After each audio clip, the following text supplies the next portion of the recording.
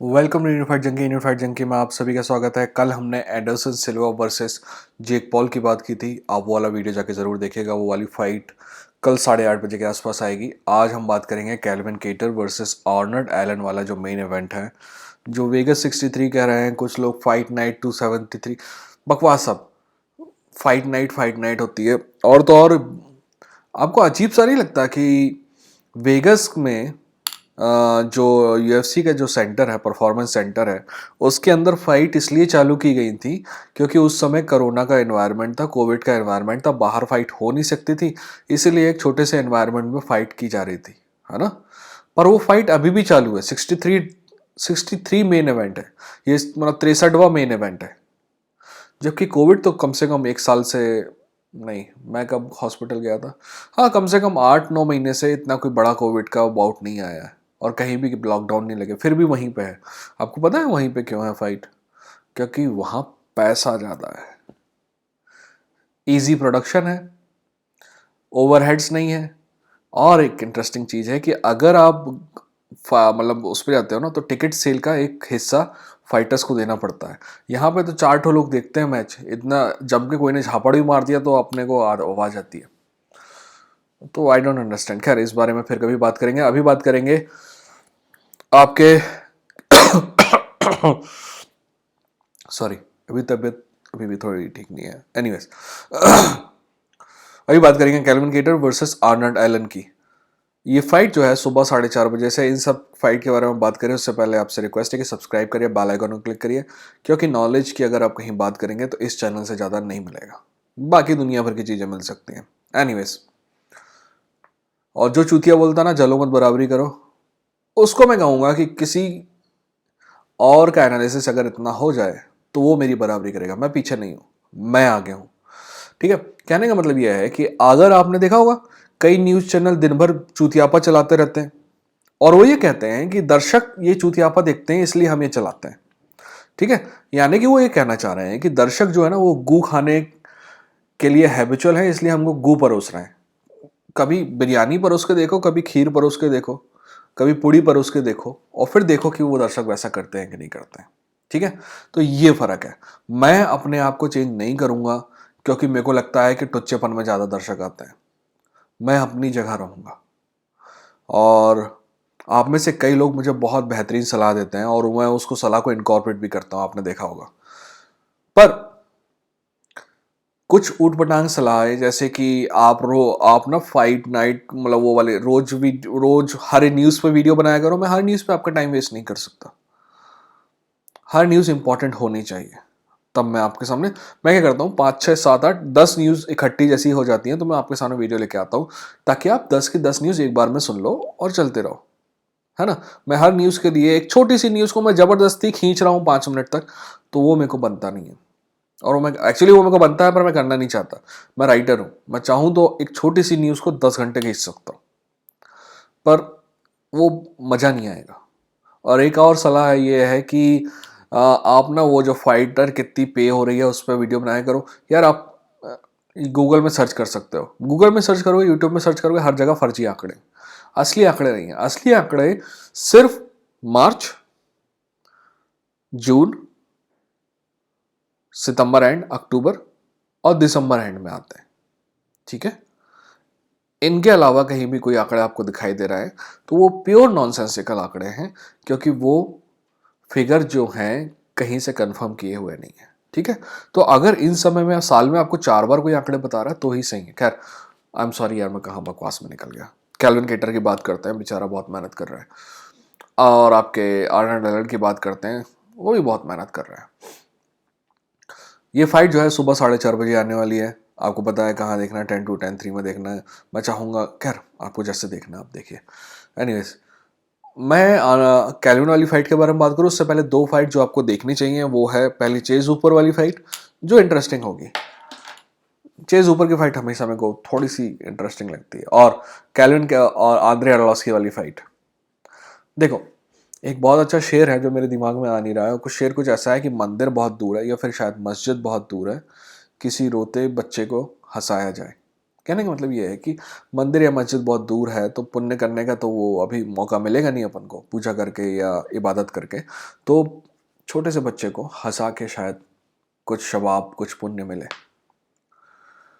ठीक वैसे ही हम ताजमहल नहीं दे सकते, हुमायूं का मकबरा ही है अभी अपने पास तो वही देख लेते हैं।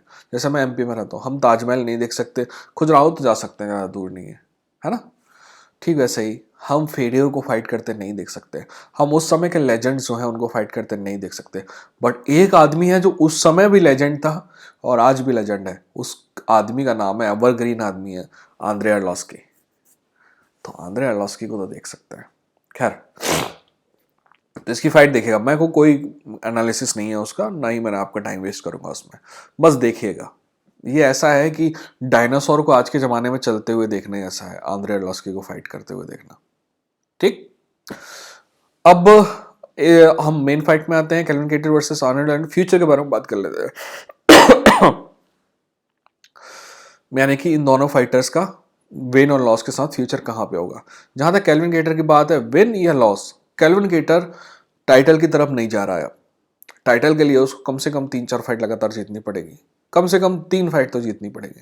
तो हम ये मान के चलें कि ये फाइट अगर वो हारता भी है और जीतता भी है, उसकी स्थिति लगभग यही बनी रहेगी, एक गेट कीपर की, जो कि बेइज्जती वाला वर्ड नहीं होना चाहिए बट है। एनीवेज, आगे चलते हैं, ऑर्नर डेलन के बारे में बात करते हैं। ऑर्नर डेलन विन के साथ तेजी से टाइटल की तरफ बढ़ेगा, एक आध फाइटर का अंतर रहेगा।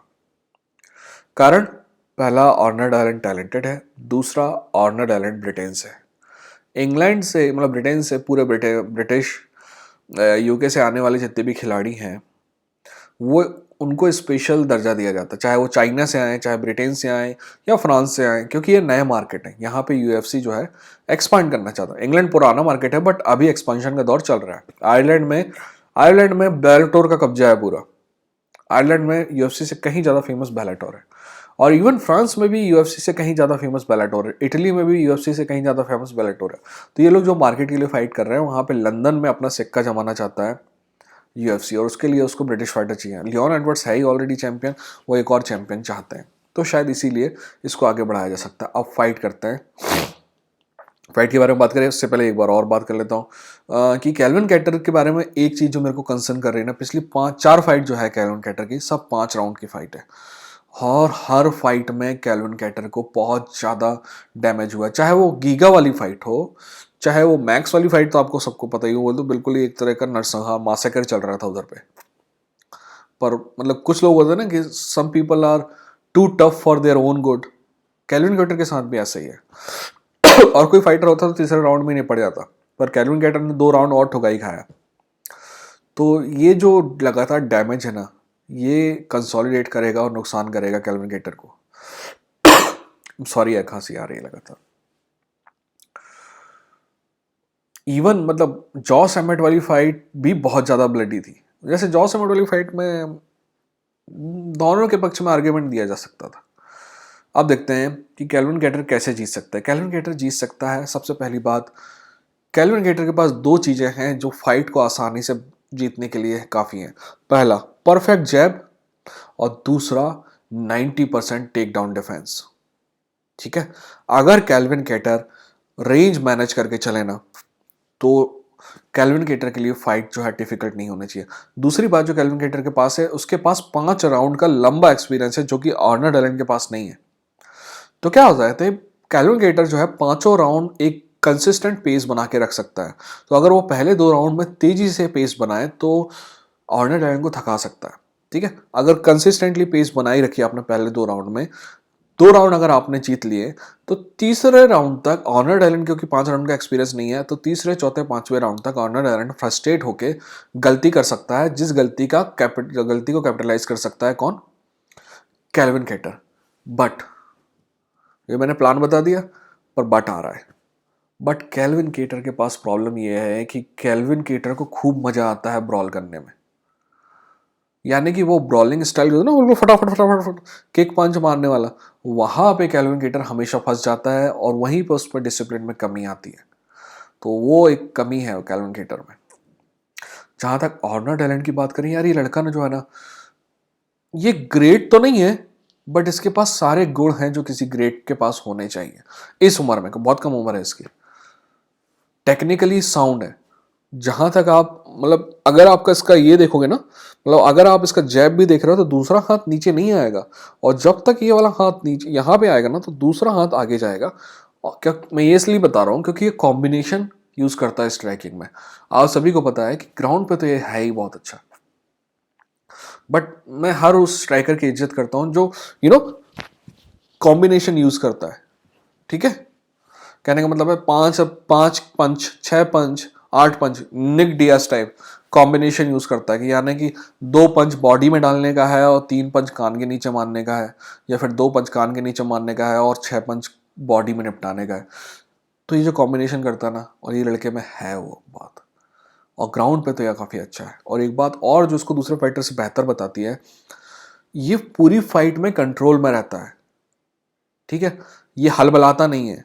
यानी कि कभी देखा ना, रॉबी लॉलर के साथ होता था हमेशा। Robbie Lawler is a great fighter, but कभी कभी ना वो इमोशनल होके गलतियां कर बैठता था। ये कभी इमोशनल नहीं होता है। तो फाइट आईक्यू इसका शानदार है, और उसी का इसको यूटिलाइज करना चाहिए। स्ट्रेटजी सिंपल ये है कि ऐसे हालात पैदा कर दिए जाएं जहां पे कैल्विन केटर जो है ब्रॉल करने को मजबूर हो जाए, और अगर वो ब्रॉल करता है तो उसका फायदा ऑनर डैलेंट उठा सकता है। ठीक है, मेरा दिमाग कहता है कि ऑनर डैलेंट को जीतना चाहिए, दिल कहता है कि ऑनर डैलेंट को जीतना चाहिए। पैसा होता तो भी मैं ऑनर डैलेंट पे लगाता। आप बताइए आप किसके पक्ष में हैं, कमेंट सेक्शन में। मिलते हैं अगली वीडियो के साथ। ये था इंडियन फाइट जंकी। वैसे कल मैं ये फाइट नहीं देखूंगा क्योंकि मेरे को एंडरसन सिल्वा वाली फाइट देखनी है, वो 8:30 बजे से है, वो मैं देखूंगा। ठीक है, मिलते हैं अगली वीडियो के साथ।